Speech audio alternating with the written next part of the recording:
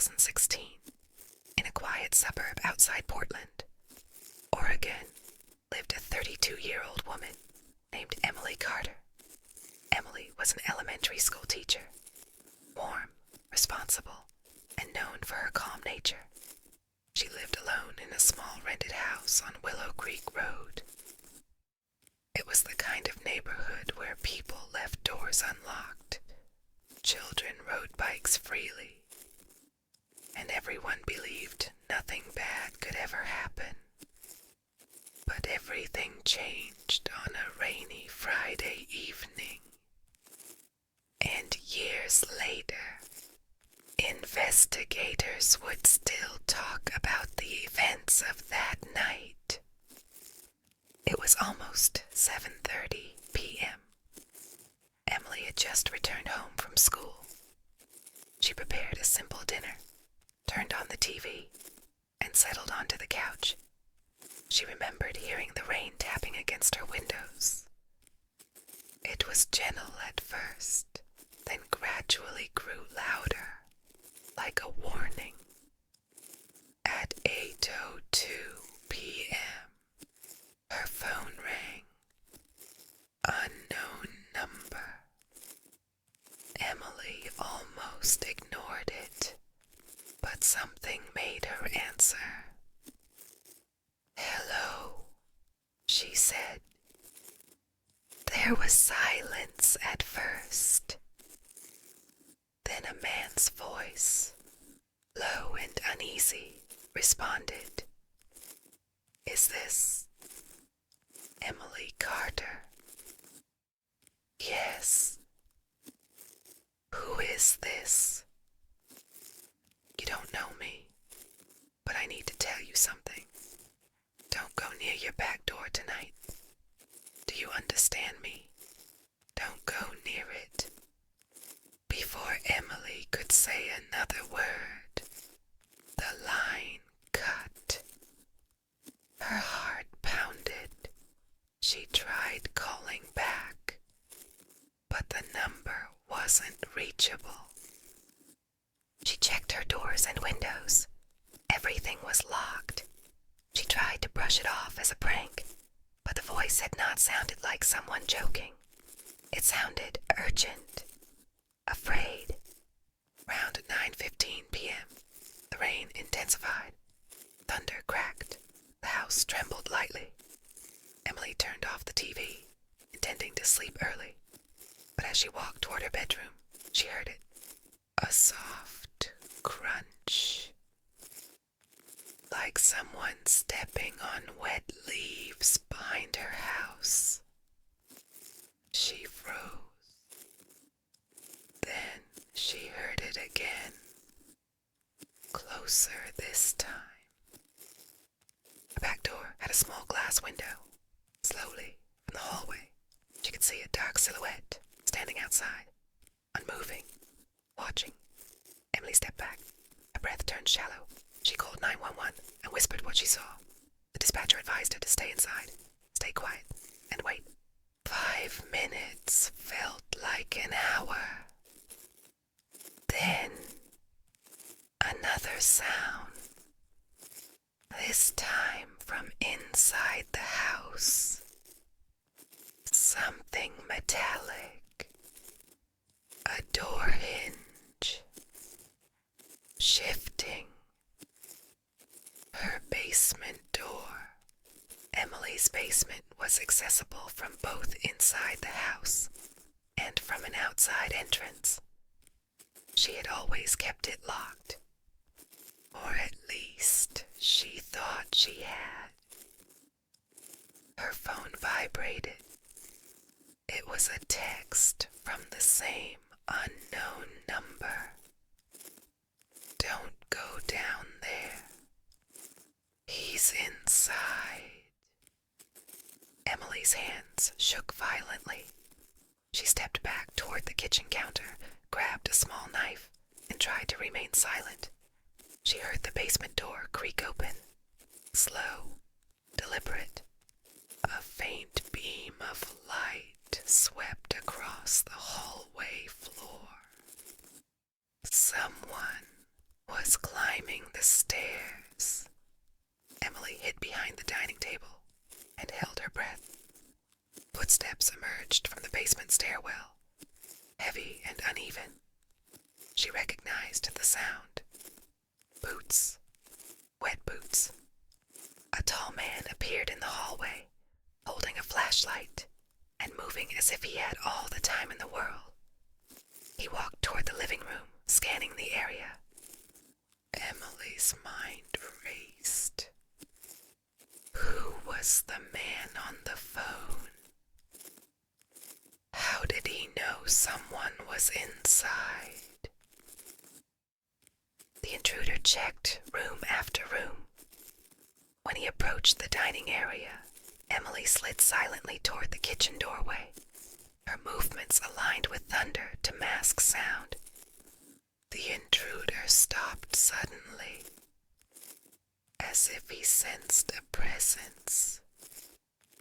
He turned his flashlight toward the kitchen. Emily slipped into the pantry and closed the door as quietly as she could. The intruder's light hovered outside the pantry door.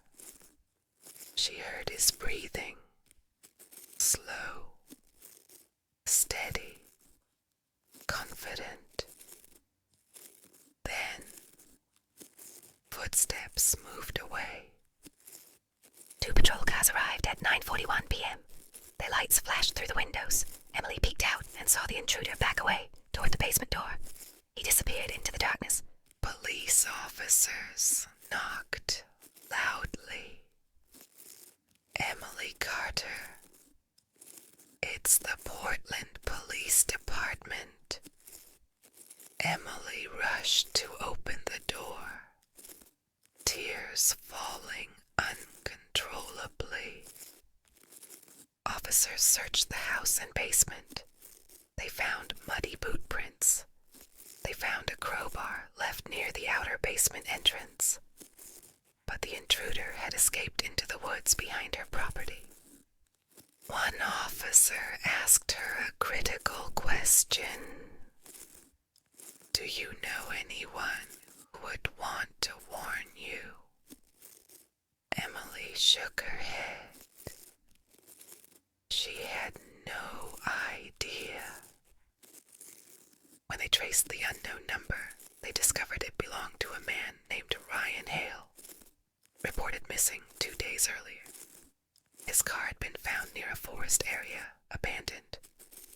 That deepened the mystery. Why would a missing man call her? 4 days passed. Emily stayed with her sister for safety. The police continued to investigate. Finally, a breakthrough came. A hiker found a body in the woods. Ryan Hale. He had been dead for at least 48 hours before the night he called Emily. The call came after his death, but phone records confirmed it came from his number. Investigators followed Ryan's last known movements. They discovered he had been working temporarily with a construction crew. One member of that crew was a man named Thomas Rourke, who happened to match the description of the intruder. Rourke had a long criminal history of breaking and entering. Evidence later showed that Ryan had likely discovered Rourke's intentions toward Emily and tried to warn her before disappearing. Whether Rourke murdered him to silence him was never proven. Rourke himself vanished after that night and was never found. Months later, Emily moved out of the house on Willow Creek Road. She changed jobs, changed locations, and tried to rebuild her life. She kept one thing from that night: the phone that recorded the unknown call. Sometimes she played it back, not to scare herself, but to honor the voice of a man she never met, a man who tried to save her. Authorities classify the intruder's identity as likely but unconfirmed. The case is still open. Emily still receives updates from investigators once every few months, but no trace of Thomas Rourke has ever surfaced. And to this day, when it rains heavily in that quiet Oregon suburb, some residents claim they hear footsteps near the old house. Some say they see a shadow near the back door. Whether it's the intruder's ghost or just the wind, no one knows. Emily never returned to find out. In 2016, in a quiet suburb of Washington State, lived a 32-year-old woman named Emily Sanders. She worked as a nurse at a local hospital, lived alone, and kept a simple routine.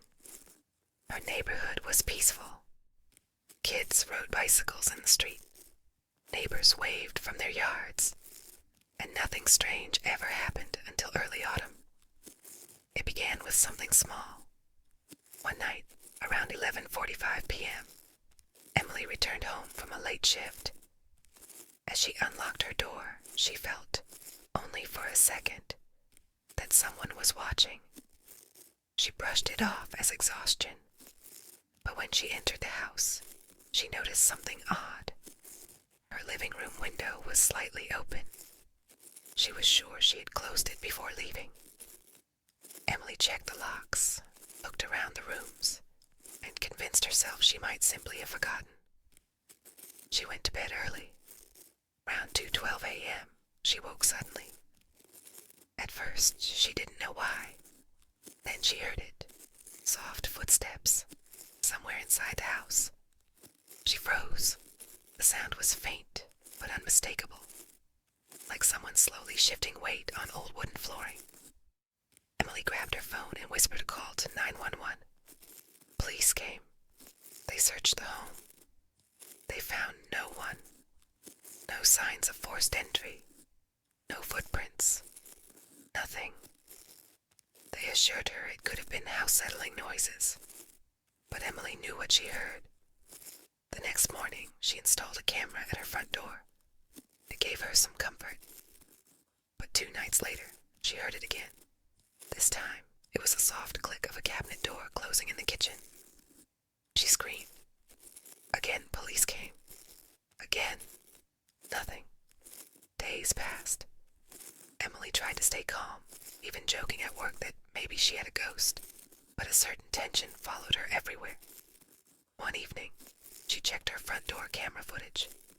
At 1:43 a.m., the camera captured movement. Not at the door, but inside the house. A shadow passed across the living room. The camera had reflected the inside through the glass window. Emily dropped her phone in shock. She replayed it multiple times. The shadow was unmistakably human. She raced to the police station with the footage. This time, detectives took her seriously. They performed a thorough sweep of her home. Then they found it. At the very back of her bedroom closet, behind her clothes and a loose wooden panel, was a cramped attic crawl space. And inside it, officers discovered blankets, food wrappers, a water bottle, and a small flashlight. Someone had been living inside her house. Not for hours. Not for days. For weeks. The police arrested a 26-year-old man named Daniel Price, a former grocery store worker. He had seen Emily at the store months before and developed an obsession. He had found a way into her house one afternoon when she forgot to fully lock a side window. From then on, he hid during the day and moved at night. Emily's late shifts made it easier. Her silence at home made it safer for him. Daniel admitted he watched her from inside the walls, followed her movements, and came out to eat only when she slept or left for work. The opening window. He had done it to get fresh air.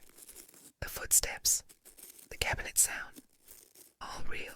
Police later confirmed that the man had a history of stalking, but had never been caught long enough to build a record. Emily's case finally exposed him. After his arrest, Emily moved to another city, underwent months of therapy, and later publicly shared her story to raise awareness about hidden intruders and stalking behavior. Her case is now used in law enforcement training about silent occupancy, where intruders secretly live inside victims' homes without detection. Emily survived because she listened to her instincts, and because she refused to accept that fear was just in her head.